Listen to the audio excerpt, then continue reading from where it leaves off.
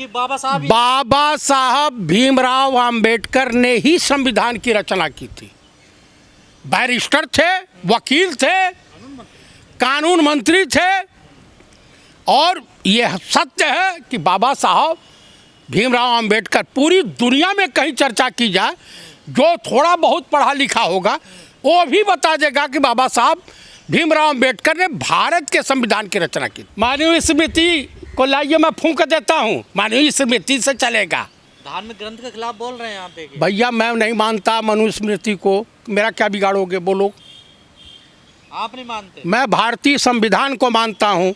बाबा साहब भीमराव अंबेडकर जी ने संविधान लिखा, ड्राफ्टिंग कमेटी के चेयरमैन थे, संविधान सभा के चेयरमैन अध्यक्ष राजेंद्र बाबू थे। तो कुल मिलाकर के अभी तो महात्मा गांधी को भी ये नेता नहीं मानेंगे, पंडित नेहरू को भी नहीं मानेंगे। ये कहेंगे कि मेरे नरेंद्र मोदी ही हैं। अभी एक अंधभक्ति मिल। आप मानते बाबा साहब संविधान निर्माता थे? 101%। अरे भाई कौन बुद्धि विवेक वाला है जो नहीं। पर वो तो कह रहे हैं बी एन राव है संविधान के निर्माता। देखिए मुझे बताइए, बी एन राव का तो मैं कहीं नाम है नहीं सुना। कह रहे हैं उन्होंने संविधान लिखा है ये। अरे भाई ये गजब के। मैं देखिए ऐसा है, अंधभक्ति बड़ी खतरनाक बीमारी है। ये बीमारी जिसको लग जाती है उसका लाइलाज है। तो कांग्रेसियों को नहीं पता बी एन राव कौन थे? भाई कौन थे हमको भी। आप भी कह रहे हैं कि कौन है बी एन राव। कल दिग्विजय सिंह भी ग्वालियर में कह रहे हैं कौन है, हमें ढूंढे, हमें मिले नहीं कहीं।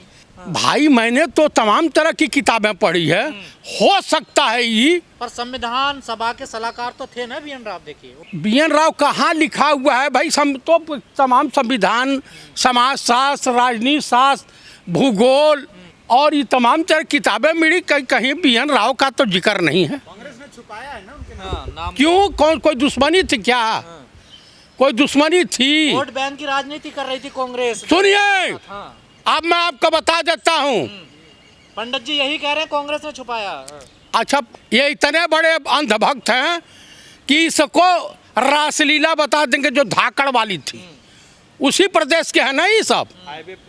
हाईवे प्रोजेक्ट जो कुकुर के तरह से अपना लगा हुआ था कि बाबा साहब भीमराव अंबेडकर ने ही संविधान की रचना की थी। बैरिस्टर थे, वकील थे, कानून मंत्री थे। और यह सत्य है कि बाबा साहब भीमराव अंबेडकर, पूरी दुनिया में कहीं चर्चा की जाए, जो थोड़ा बहुत पढ़ा लिखा होगा वो भी बता देगा कि बाबा साहब भीमराव अंबेडकर ने भारत के संविधान की रचना की थी। आज ये लोग कह रहे हैं कि बी एन राव ने संविधान लिखा है, और जब संविधान बनाया गया तो नेहरू को और अंबेडकर जी के पुतले फूंके इन लोगों ने। बताइए ये देखिए इनका काम है, इन्होंने जिन्ना के साथ, मुस्लिम लीग के साथ जिनके पूर्वज सरकार बनाए हों। अब कांग्रेस कह रही है कि ग्वालियर में हाईकोर्ट में बाबा साहब की मूर्ति लगनी चाहिए। आप लोग राजनीति करने पहुंच के देखिए वहाँ पर। कौन सी हम राजनीति कर रहे हैं? आप बताइए। उसी संविधान के तहत, उसी विधि के तहत इनको वकालत की डिग्री मिली हुई है। इनको काली कोट पहन करके जो है मिला हुआ है लाइसेंस कि भैया आप मुकदमा लड़ सकते हैं। ईमानदारी से अगर रजिस्ट्रेशन हो जाए तो जितने चिल्ल पोई किए हुए हैं इनकी डिग्रियां खत्म हो जाएगी। कुल मिला करके कांग्रेस को क्या फायदा नजर आ रहा है इसमें? मुझे फायदा नुकसान की नहीं। तो कांग्रेस क्यों? अच्छा ही बताइए, वहाँ नाथूराम गोडसे की मूर्ति लगनी चाहिए। मिश्रा जी कह रहे हैं भगवान राम की लगाइए ना। देखिए वहाँ पर। अरे भगवान राम की कैसे लगेगी? आप भी ब्राह्मण हैं, वो भी ब्राह्मण है, हम भी ब्राह्मण हैं, और लंकापति राजा रावण भी ब्राह्मण थे। तो आप पूरे समर्थन में हैं मूर्ति के? भाई जो सत्यता है मैं सत्य के साथ हूँ। हाँ, संविधान से चलेगा कि मनुस्मृति से? देश मानवीय स्मृति को लाइए, मैं फूंक देता हूँ, मानवीय स्मृति से चलेगा।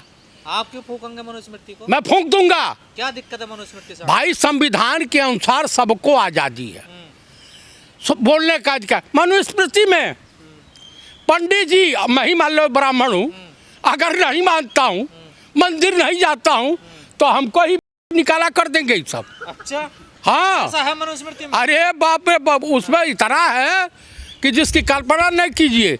आप बताइए, हम चंदन फटाका नहीं लगाते, वो भी लगाना पड़ेगा भाई, विपत लेनी पड़ेगी। ठंडी में मैं 4 दिन पे नहाता हूँ, पानी की बचत करता हूँ, पता चला कि सुबह ही नहाना पड़ेगा। ये सब कुछ मनुस्मृति में लिखा अरे बहुत कुछ है मनुस्मृति में बाबू। हाँ। महिलाओं को ब्लाउज पहनने का अधिकार नहीं है, ओहो, पढ़ने लिखने का भी अधिकार नहीं, महिलाओं को पढ़ने लिखने का अधिकार भी नहीं है, संपत्ति रखने का भी अधिकार। बिल्कुल नहीं। और नाम की मालकिन है, अच्छा, उनके पास कुछ। शंकराचार्य कह रहे थे कि सबसे बड़ा संविधान था मनुस्मृति किसी जमाने में। किसी जमाने में था, ये सत्य है कि जमाने में जब अनपढ़ जाहिल हुआ करते थे, उस जमाने में था जब पशुओं जैसे जीवन लोग जीते थे। हमने 71-70 का भी हिंदुस्तान देखा है और आज का भी हिंदुस्तान देखा हूँ। 70 के हिंदुस्तान में दोनों टाइम भोजन नहीं मिलता था। धार्मिक ग्रंथ के खिलाफ बोल रहे हैं आप, देखिए। भैया मैं नहीं मानता मनुस्मृति को, मेरा क्या बिगाड़ोगे बोलो।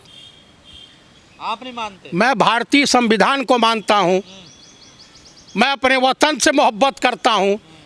नाथूराम ब्राह्मण था तो उसका हूँ कि हमारे बिरादरी का था।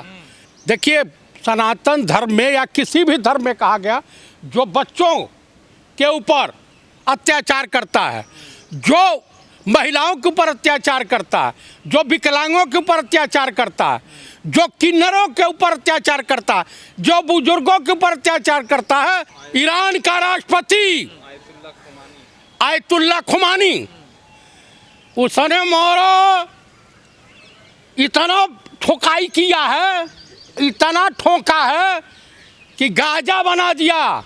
और इनको एक बंदरगाह है हायापुल्ला का है, हाइफा, जहाँ 75% साहब के मालिक का पैसा लगा था, गौतम अड्डानी का। वो पूरी बंदरगाह तबाह कर दिया साहब के हाथ में, इनके मालिक के हाथ में, साहब के मालिक के हाथ में, राजा बाबू के मालिक के हाथ में। मैं ईरान के साथ हूँ, मैं फिलिस्तीन के साथ हूँ। देश के खिलाफ चल रहा है। कौन सा देश? नरेंद्र मोदी देश है, मोहन भागवत देश है।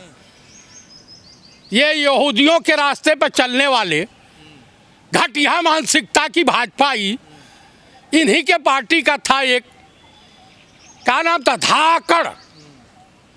आप धाकड़ के पीछे। अच्छा, उसके बाद इन्हीं के वीरेंद्र शाह का, विजय शाह, इन्हीं के पार्टी यहाँ पे अध्यक्ष था, गोंडा का जिला अध्यक्ष।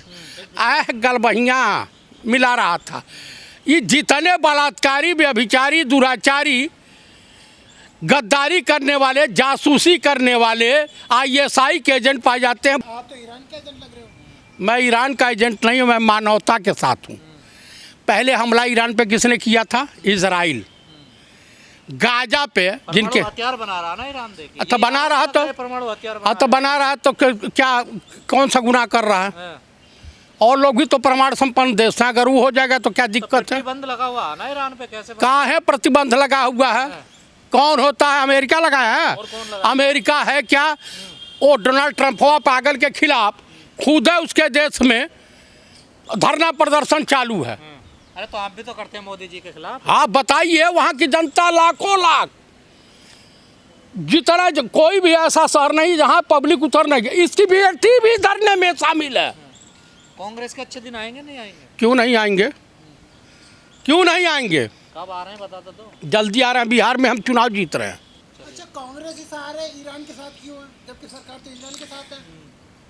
तो सरकार से हमें क्या लेना देना? ईरान भी सरेंडर करेगा? ईरान सरेंडर नहीं करेगा, ईरान सरेंडर नहीं करेगा। वो चंद्रशेखर आज़ाद के तरफ से, भगत सिंह के तरफ से, पंडित राम प्रसाद बिस्मिल के तरफ से, अशफाकुल्ला खां के तरफ से शहीद होना मंजूर करेगा। जिस तरह से एक बार अंग्रेजों ने दम दमे में दम नहीं, खैर मांगो जान की, बहादुर शाह जफर ने कहा कि गाजियों में बू रहेगी जब तलक ईमान की, तेग लंदन तक चलेगी सारे हिंदुस्तान की।